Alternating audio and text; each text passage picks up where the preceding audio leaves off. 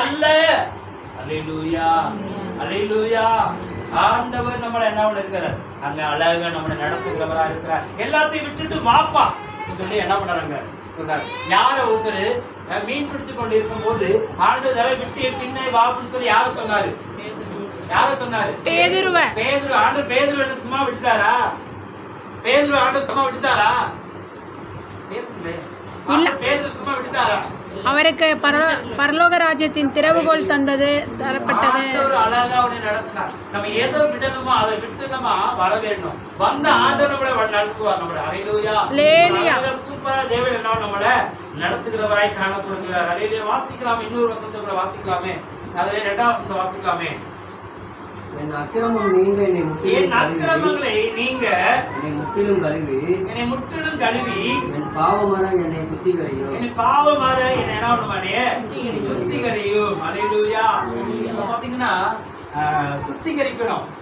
எப்படி நம்ம சுத்திகரிக்கணும்? தேவனுடைய வசனத்தை நம்ம வாசிக்க வாசிக்க வாசிக்க வாசிக்க நம்மள என்ன பண்ணாது, நம்மள பரிசுத்தப்படுத்திக் கொண்டே இருக்கிறதா காணப்படும். இது பாத்தீங்கன்னா முஸ்லீம்ல பாத்தீங்கன்னாக்கா பெரிய ஒரு தண்ணி தொட்டி வச்சிருப்பாங்க. இங்கேருந்து போகும்போது அந்த செப்பெல்லாம் கழுவிட்டு போகும்போது இங்கேருந்து எல்லா முகம் மூஞ்சி எல்லாத்தையும் கழுவிட்டு தேவனுடைய பாதத்துல போய் என்ன பண்ணுவாங்க, உட்கார்ந்து என்ன பண்ணுவாங்க, அங்க ஜெபம் பண்ணுவார்கள். அல்லேலூயா. அவருடைய பாசையில தொழுகுவார்கள். அல்லேலூயா, அல்லேலூயா. அப்ப நம்ம எப்படி இருக்கணும்னா தேவனுடைய ஆலயத்துக்கு நம்ம வரும்போது ஒரு பயபக்தி நம்மளுக்குள்ள வர வேண்டும். ஒரு பயம் இல்லாம தேவன் நம்ம என்ன பண்ணக்கூடாது, நம்ம ஆராதிக்க கூடாது. அல்லேலூயா.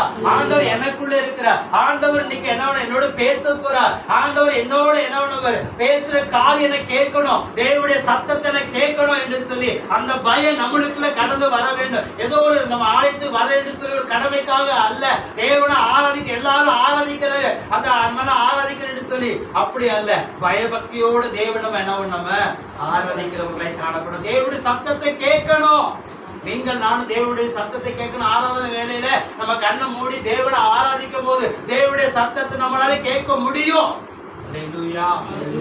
ஏனாதான என்று சொல்லி நீங்க ஆராய்ச்சிங்கன்னா தேவனுடைய சத்தத்தை கேட்கவே முடியாது. அல்லேலூயா, அல்லேலூயா, அல்லேலூயா.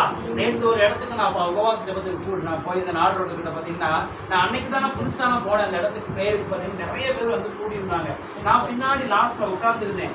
எப்படி நடத்துறாங்கன்னு சொல்லி சில காரியெல்லாம் பார்த்துட்டு இருந்தேன். அந்த ஊழியக்காரர் பார்த்தீங்கன்னா லேட்டா வந்து அந்த ஒரு ஒரு சிஸ்டர் என்ன பண்ணாங்க, தயவு செய்து இந்த மாதிரி நேரத்துக்கு வரவே வராதிங்க சொல்லிட்டாரு. என்னடா கண்டிஷன் சொல்றாங்க, ஆராதனைக்கு வருகிறது ஒரு ஒழுங்கு உண்டு பண்ணாரு. நான் நம்ம யோசிச்சேன், இப்படி எல்லாம் கண்டிக்கிறாரே அப்படின்னு சொல்லி நான் இது பண்ணும்போது அதையும் கேட்டுக்கிட்டு என்ன பண்ணாங்க, அந்த ஆராதனை வந்து உட்காந்து தேவனை ஆராதித்தாங்க. அல்லேலூயா.